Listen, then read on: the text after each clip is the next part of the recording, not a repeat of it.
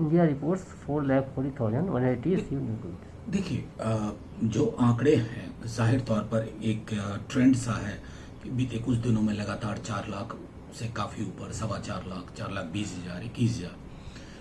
अब इन आंकड़ों से डरने की जरूरत नहीं है।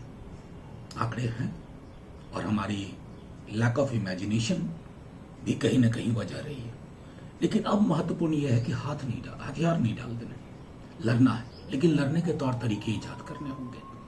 अभी तक सिंबॉलिज्म में बहुत सारी चीजें चल रही हैं। जो हम भयावह तस्वीरें देख रहे हैं, ऑक्सीजन सिलेंडर की हो, रेमडेसिविर की हो, वो हमने कभी कल्पना नहीं की थी कि दर दर इंसान भटकेगा। जो चीजें अस्पताल के सिस्टम में नेचुरली बिल्ड इन होनी चाहिए थी, उसके लिए एक इंसान सड़कों पे मारा मारा फिर रहा। मैं समझ रहा हूं कि अभी भी हमारे पास वक्त है, वॉर फुटिंग पे इंटरवीन किया जाए और जैसे लॉकडाउन करते हैं तो उसको एक सेलिब्रेटरी मोड में ना ले जाया जाए। उसके बरक्स, उसके विजयी हमें तुरंत फौरी तौर पर अपना दायरा इंस्टीट्यूशनल केयर का बढ़ाने की जरूरत है।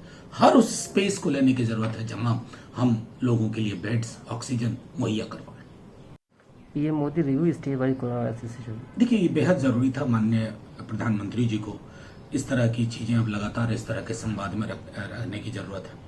वैक्सीन को लेकर के मैं अगर दिल्ली में भी देखूं तो हालात चिंताजनक है।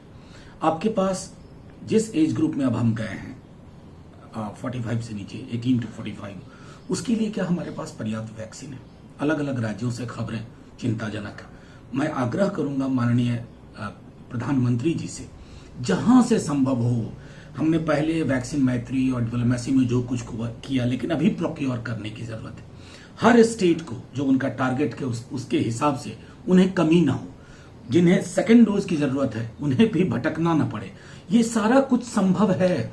वैक्सीनेशन को लेकर के इस मुल्क में एक ऐसी परंपरा रही है कि हमने कई महामारियों को दूर किया है, कई चीजों में दुनिया में हमारा नाम लिया जाता है। तो हमें इस प्रकार की बेबसी की तस्वीरें हमारे पास नहीं होनी चाहिए। ये मैं आदरणीय प्रधानमंत्री जी से आग्रह करूंगा। प्राइम मिनिस्टर मन की बात. देखिए, झारखंड के माननीय मुख्यमंत्री जी ने जो संदर्भ का, उसको संदर्भ में देखा जाए। कई लोग उसको संदर्भ से अलग हटा करके, ये लड़ाई कोरोना संक्रमण के खिलाफ कहां लड़ी जा रही है? राज्यों में लड़ी जा रही है। राज्य के मुख्यमंत्रियों की चिंता समझिए, चाहे वो बीजेपी के हों या नॉन बीजेपी पॉलिटिकल पार्टीज के हों, वो परेशान है। वहां व्यवस्थाएं कम हैं और आकार, जो इसका डायमेंशन है इस संक्रमण का, वो बहुत बड़ा है। तो उस संदर्भ में आपको राज्यों की सुननी होगी। सहकारी संघवाद यही कहता है, छोटी छोटी चीजें प्रधानमंत्री जी आप कर सकते हैं। जैसे मसलन मैं कहूं, एमपी लैड आपने सस्पेंड किया। आज अगर मेंबर्स ऑफ पार्लियामेंट के पास ये हुआ होता तो अपने अपने क्षेत्र में, जिले में, कॉन्स्टिट्यूंसी में कम से कम छोटी कंट्रीब्यूशन कर सकते। ये बेबसी का नजारा शायद इतना बड़ा ना होता। मैं समझता हूं उस संदर्भ में माननीय झारखंड के मुख्यमंत्री जी की बात समझनी चाहिए, क्योंकि अगर हम ऐसा नहीं करेंगे ना तो इस पूरी लड़ाई को हम केंद्र बनाम राज्य में तब्दील कर रहे हैं और ये वक्त नहीं है।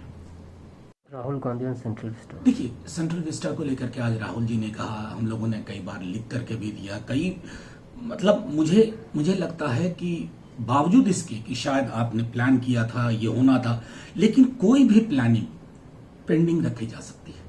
अभी हमारे जो आर्थिक हालात है, क्या हम अफोर्ड कर सकते हैं?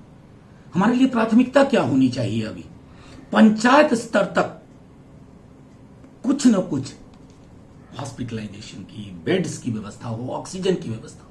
ये वक्त नहीं है। दुनिया का कोई मुल्क, मैं समझता हूं, ऐसे वक्त में जब हाहाकार की परिस्थिति हो तो हम सेंट्रल विस्टा, और हम उसे एसेंशियल कह रहे हैं। ऑक्सीजन एसेंशियल है या सेंट्रल विस्टा? रेमडेसिविर एसेंशियल है या सेंट्रल विस्टा? सारी चीजें हो सकती हैं। कुछ वर्ष के लिए इसको रोक दीजिए, क्योंकि इतिहास में इसके मायने, इसका संदर्भ, इसका संदेश अच्छा नहीं जाएगा और आपको भी अच्छा नहीं लगेगा, जो लोग डिसीजन लेने वाले लोग